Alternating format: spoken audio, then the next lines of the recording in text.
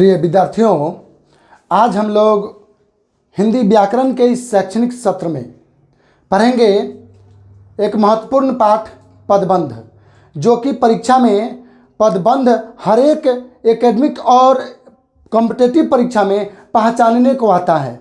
तो आज हम लोग इतनी अच्छी तरह से पदबंध को पढ़ेंगे कि कभी भी परीक्षा में आए तो निश्चित रूप से सही आंसर पहचान कर और हम लोग सही आंसर देकर मार्कशीट में अपने नंबर को जोड़ सकें। तो चलते हैं, पदबंध पढ़ते हैं, देखते हैं पदबंध। देखिए पदबंध किसे कहते हैं। पदबंध किसे कहते हैं? वह सार्थक शब्द समूह, यानी सार्थक शब्दों का वह समूह, माने सार्थक शब्द जिसका अर्थ रहे, ठीक है, वैसे शब्दों का वैसा समूह जो अर्थ तो देता है लेकिन पूर्ण अर्थ नहीं देता है।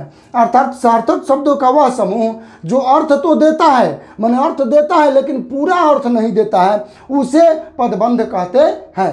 क्या पढ़े हमने? पदबंध किसे कहते हैं? जो अर्थ देता है लेकिन पूरा अर्थ नहीं देता है। जैसे देखिए, जैसे भारत के प्रधानमंत्री, हम कह दिए भारत के प्रधानमंत्री, क्या इन तीनों शब्दों का अर्थ है कि नहीं है? है। भारत के प्रधानमंत्री, पाकिस्तान के प्रधानमंत्री नहीं, भारत के प्रधानमंत्री, अर्थ तो है लेकिन पूरा अर्थ नहीं है। कैसे पूरा अर्थ नहीं है? यही कह देता भारत के प्रधानमंत्री नरेंद्र मोदी है तो पूरा अर्थ मिल जाता कि भारत के प्रधानमंत्री कौन है, तो नरेंद्र मोदी है, ठीक है। लेकिन खाली कह दिया भारत के प्रधानमंत्री, कह के चुप लगा गया, कुछ कहबे नहीं किया आगे, तो कुछ आगे नहीं किया, तो भारत के प्रधानमंत्री माने अधूरा रह गया, अर्थ दिया लेकिन पूरा नहीं किया। तो वैसे सब शब्दों का वैसा समूह, शब्द का समूह है जो अर्थ तो देता है, मतलब तो दे रहा है कि भारत का प्रधानमंत्री है, पाकिस्तान का प्रधानमंत्री नहीं है यहाँ पर, लेकिन नहीं बताया कि भारत के प्रधानमंत्री कौन है, कैसे है, पूरा नहीं बताया। बोल देता कि भारत के प्रधानमंत्री नरेंद्र मोदी है या भारत के प्रधानमंत्री बहुत अच्छे हैं, बोल देता तो वाक्य क्या हो जाता? पूरा होता है। तो इसे पदबंध क्यों कहेंगे? क्योंकि यह अर्थ दे रहा है, शब्दों का समूह है, यह अर्थ तो दे रहा है लेकिन पूरा अर्थ नहीं दे रहा है, इसलिए इसे पदबंध कहेंगे। अब चलिए, चलती हुई गाड़ी, अब खाली लिखा चलती हुई गाड़ी, अब चलती हुई गाड़ी पलट गई कि चलती हुई गाड़ी नई है कि चलती हुई गाड़ी पुरानी है, ये कुछ नहीं बताया, खाली कह दिया चलती हुई गाड़ी, उतना ही कह दिया। तो अर्थ तो आ रहा है, इन तीनों शब्दों का अर्थ तो है कि गाड़ी, चलती हुई गाड़ी को कह रहे हैं, लेकिन चलती हुई गाड़ी अब नई है कि पुरानी है कि पलट गई, पूरा बात नहीं बता रहे हैं चलती हुई गाड़ी के बारे में। तो पदबंध किसे कहते हैं? शब्दों का वह समूह, तो तीन शब्दों का यह समूह है, ठीक है, जो अर्थ तो देता है, अर्थ तो दे रहा है लेकिन पूरा अर्थ नहीं दे रहा है कि पलट गई कि नहीं है, ठीक है ना, इसलिए इसे भी क्या कहेंगे?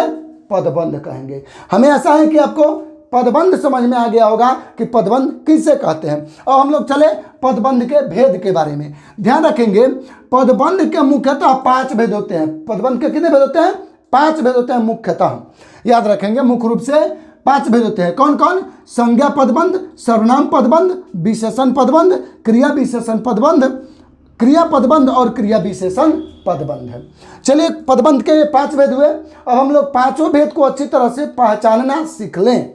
देखिए, संज्ञा पदबंध किसे कहते हैं? जिस पदबंध में संज्ञा प्रधान हो उसे संज्ञा पदबंध कहते हैं। ध्यान रखिएगा, मतलब समझिएगा, शब्दों के जिस समूह में संज्ञा प्रधान होगा, यानी नाउन प्रधान होगा, उसे संज्ञा पदबंध कहेंगे। और जिस शब्दों के उस समूह, जिस समूह में सर्वनाम प्रधान होगा, प्रधान माने मेन भूमिका अदा करेगा, उसे सर्वनाम पदबंध कहेंगे, ठीक। और विशेषण पदबंध किसे कहते हैं? शब्दों के जिस समूह में विशेषण प्रमुख हो, प्रधान हो, विशेषण में विशेषता बताने वाला शब्द प्रधान हो, मेन हो, उसे विशेषण पदबंध कहेंगे। और शब्दों के जिस समूह में क्रिया प्रधान हो, क्रिया माने काम की प्रधानता दी गई हो, उसको क्रिया पदबंध कहेंगे।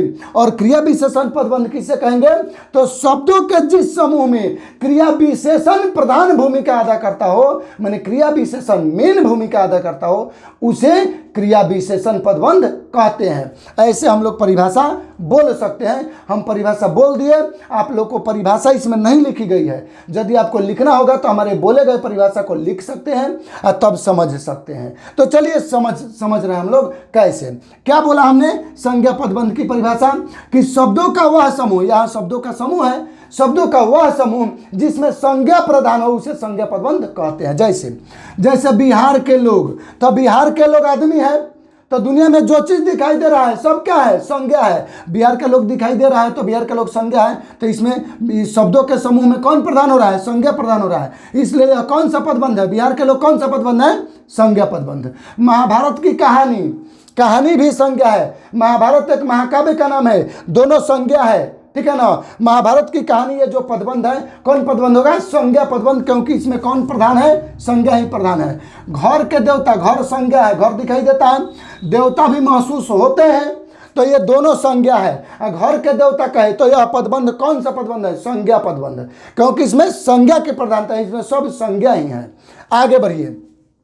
सर्वनाम पदबंध में वह जिस शब्दों के जिस समूह में, शब्दों का बहुत सारे शब्द रहेंगे, लेकिन उसमें मेन कौन होगा, मेन सर्वनाम यदि होगा, सर्वनाम यदि मेन भूमिका अदा करेगा तो उसको सर्वनाम पदबंध कहेंगे। चलिए देखिए, इसमें तो बहुत सारे शब्द हैं। देखिए, मौत के मुंह से बचकर निकल जाने वाला भला मैं, देखिए इसमें मेन कौन है, इतना सारे बहुत सारे शब्द हैं। मौत के मुंह से बचकर निकल जाने वाला या निकलने वाला भला, इतना शब्द है, लेकिन इसमें प्रधान शब्द कौन है, मैं। कैसे बोल कर देखिए, मौत के मुंह से बचकर निकलने वाला भला मैं कैसे ऐसा कर सकता हूं। तो देखिए बोल के देखिए फिर से एक बार, क्या, मौत के मुंह से बचकर निकलने वाला भला मैं, तो मैं काती पर ज्यादा, किस पर ज्यादा जोर पर है, मैं पर। तो मैं कौन सा शब्द है, सर्वनाम है। मैं, तुम, वह, वे लोग, ये लोग क्या है, सर्वनाम है। तो ज्यादा प्रधान शब्द कौन है इसमें, मैं, क्योंकि मैं पर ज्यादा बल लग रहा है, तो मैं प्रधान शब्द है।